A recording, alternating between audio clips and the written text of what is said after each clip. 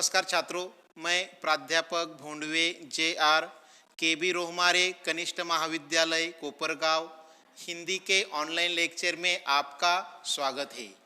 12वीं हिंदी योग भारती पाठ क्रमांक 16 मैं उद्घोषक लेखक आनंद सिंह इस पाठ का अध्ययन आज के वीडियो में करेंगे। सबसे पहले लेखक का परिचय देखेंगे। आनंद प्रकाश सिंह जी का जन्म 21 जुलाई 1958 को असम राज्य के धुबरी नामक स्थान पर हुआ। आपकी शिक्षा दीक्षा उत्तर प्रदेश के प्रतापगढ़ एवं इलाहाबाद में हुई। आपकी रुचियों और वृत्तियों ने आपको कविता, लेख, फिल्म, नाट्य और कला समीक्षा का हस्ताक्षर बना दिया। श्रेष्ठ उद्घोषक तथा सफल मंच संचालक के रूप में आपकी विशेष पहचान है। आकाशवाणी मुंबई में 29 वर्ष उद्घोषक के रूप में अपनी सेवाएं देकर आप अवकाश ग्रहण कर चुके हैं। आपने आकाशवाणी के लिए आवश्यक संवाद लेखन करते हुए संवाद तथा संप्रेषण क्षेत्र में अपनी विशेष पहचान बनाई है। आपने विभिन्न समसामयिक विषयों पर लेखन करते हुए हिंदी भाषा की सेवा की। इसके बाद छात्रों लेखक आनंद सिंह की प्रमुख कृतियों की जानकारी प्राप्त करेंगे।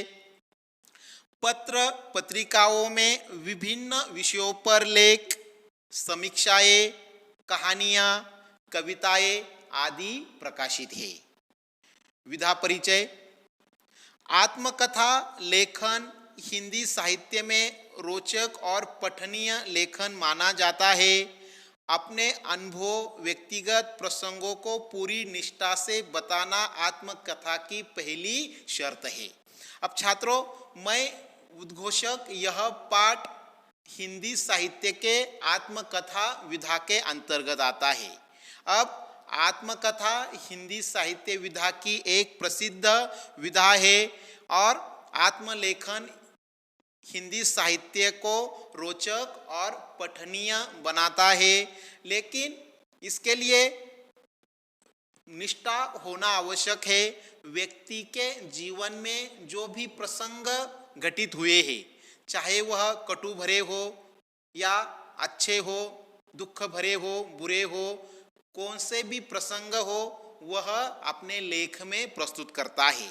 आत्मकथा इस शब्द का अर्थ ही है स्वयं की कथा, स्वयं की जानकारी।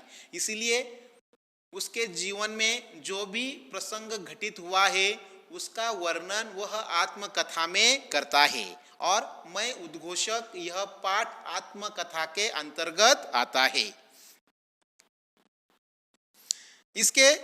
इसमें लेखक की तटस्थता, घटनाओं के प्रति निरपेक्षता का निर्वाह आत्मकथा को विश्वसनीय बना देता है। आत्मकथा में इस उत्तम पुरुषवाचक सर्वनाम में लिखना आवश्यक है। यानी कि यहाँ लेखक आगे जानकारी देते हैं कि लेखक की तटस्थता, उसकी निरपेक्ष भूमिका आत्मकथा को और भी विश्वसनीय बना देता है। और उसकी एक और विशेषता है, आत्मकथा लेखन की शुरुआत मैं इस उत्तम पुरुषवाचक सर्वनाम से की जाती है। यानी कि जब हम आत्मकथा लिखते हैं या आत्मकथा का निबंध लिखते हैं तो उसकी जो शुरुआत है वह हम हमेशा मैं, मुझे, मुझसे इस उत्तम पुरुषवाचक सर्वनाम से करते हैं। इस प्रकार मैं उद्घोषक ये जो पाठ है वह आत्मकथा विधा के अंतर्गत आता है। इसके बाद छात्रों पाठ परिचय देखेंगे। यहाँ सूत्र संचालन की प्रस्तुति आत्मकथा के रूप में की गई है।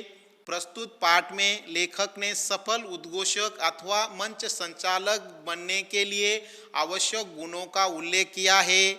लेखक का मानना है कि कार्यक्रम की सफलता मंच संचालक के आकर्षक और उत्तम संचालन पर निर्भर करती है। संचालक की सूझबूझ, समय सूचकता, हाजिर जवाबी और भाषा प्रभुत्व समारोह को नए आयाम प्रदान करते हैं। वर्तमान काल में मंच अथवा सूत्र संचालन कार्य अपने आप में महत्वपूर्ण कार्य के रूप में प्रसिद्ध हो गया है। इस प्रकार छात्रों, यहाँ प्रस्तुत पाठ में मंच संचालक के लिए कौन से गुण आवश्यक है और मंच संचालक की विशेषताओं की जानकारी दी है। छात्रों, प्रत्येक परिच्छेद का पठन करेंगे, इसके बाद शब्दार्थ और परिच्छेद का आशय देखेंगे। पन्ना क्रमांक 91 देखिए, किताब में ध्यान दीजिए।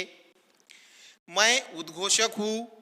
उद्घोषक के पर्यायवाची शब्द के रूप में मंच संचालक और अंग्रेजी में कहे तो एंकर हूँ। मंच संचालक श्रोता और वक्ता को जोड़ने वाली कड़ी है। मैं उसी कड़ी का काम करता हूँ। इसके लिए मेरी कई नामचीन व्यक्तियों द्वारा भूरी भूरी प्रशंसा की गई है।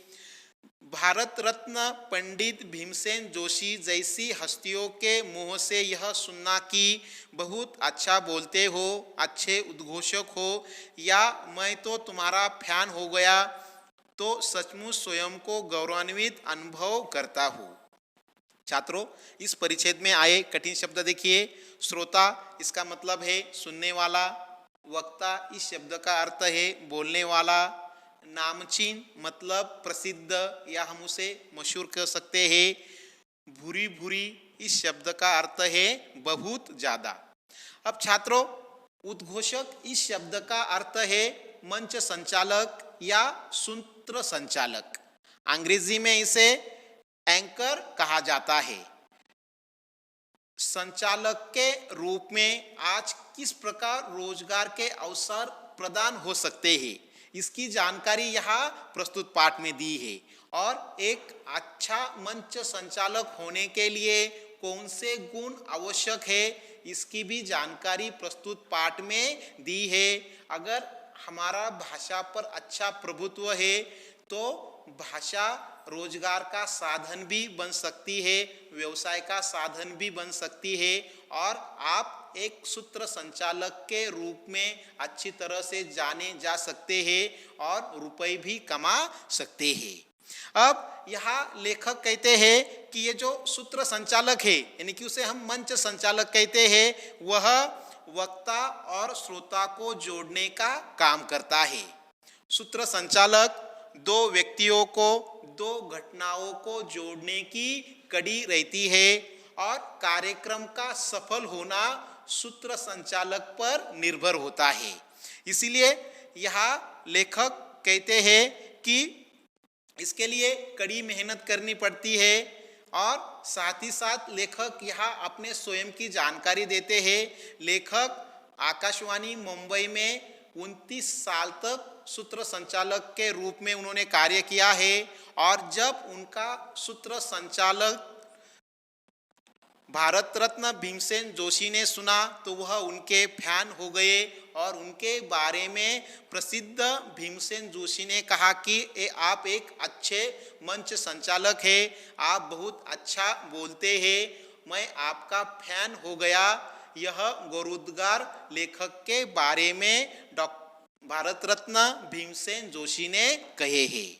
अगला परिचय देखिए। किसी भी कार्यक्रम में मंच संचालक की बहुत अहम भूमिका होती है। वही सभा की शुरुआत करता है। आयोजकों तथा अतिथियों को वही मंच पर आमंत्रित करता है। वही अपनी आवाज़, सहज और हास्य प्रसंगों तथा काव्य पंक्तियों से कार्यक्रम की सफलता निर्धारित करता है। मैंने कई बार इस महत्वपूर्ण भूमिका का निर्वाह अत्यंत सफलतापूर्वक किया है, लेकिन यह सब यो अचानक नहीं हो गया। मैंने भी इसके लिए बहुत पापड़ बेले हैं। आरंभिक दिनों में मैं भी मंच पर जाते घबराता था। माइक मुझे सांप के फन की तरह नजर आता था। दिल जोर जोर से धड़कने लगता था। छात्रों, यहाँ तक के परिच्छेद का आशय देखेंगे। इस परिच्छेद में एक मुहावरा आया है, पापड़ बेलना।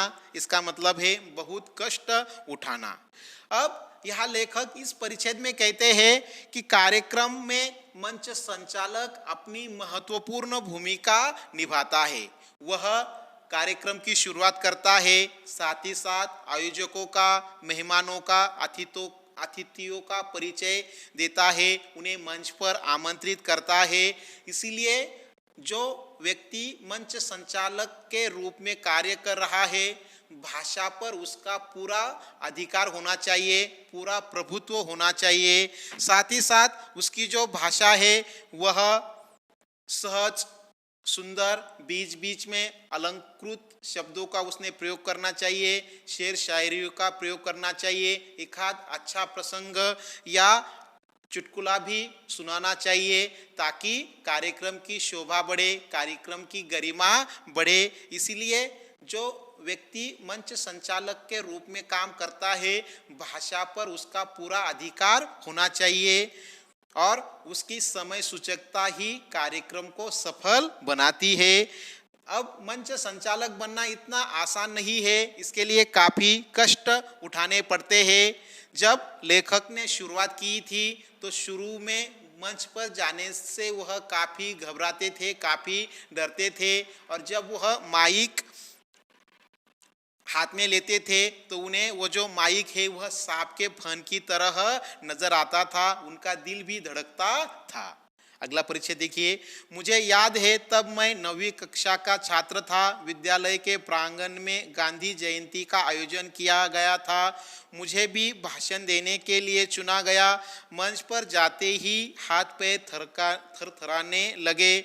जो कुछ याद किया था लगा सब भूल गया हूँ। कुछ पल के लिए जोश जैसे होश ही खो बैठा हूँ, पर फिर खुद को संभाला।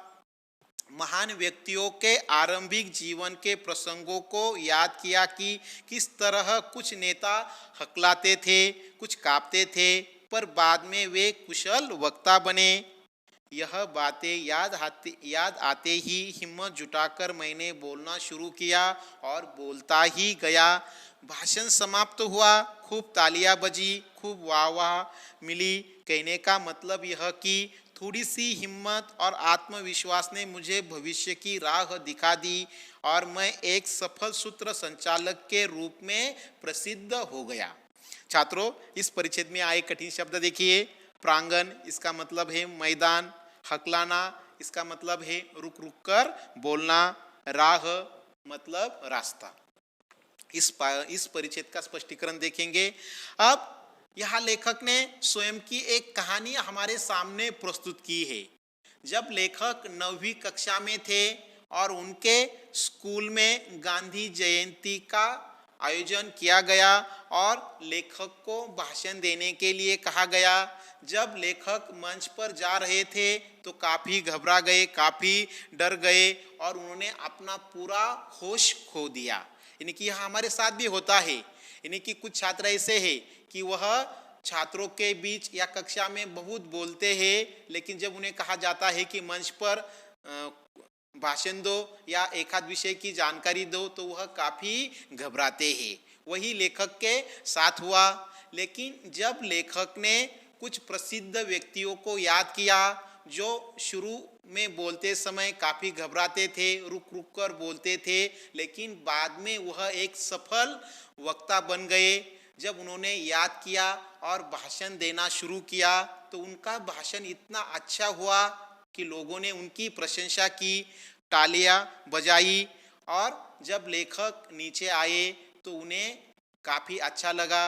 अब ऐसे में लेखक कहते हैं कि जब मंच संचालक के पास साहस और आत्मविश्वास हो तो वह एक अच्छा मंच संचालक बन सकता है, अच्छी तरह से सूत्र संचालन कर सकता है। इस प्रकार छात्रों, आज के इस वीडियो में लेखक का परिचय, प्रमुख कृतियाँ, विधा परिचय और पहले 3 परिच्छेदों का अध्ययन किया। अगर आपको यह वीडियो अच्छा लगे आप लाइक और सब्सक्राइब जरूर करें। बहुत बहुत धन्यवाद।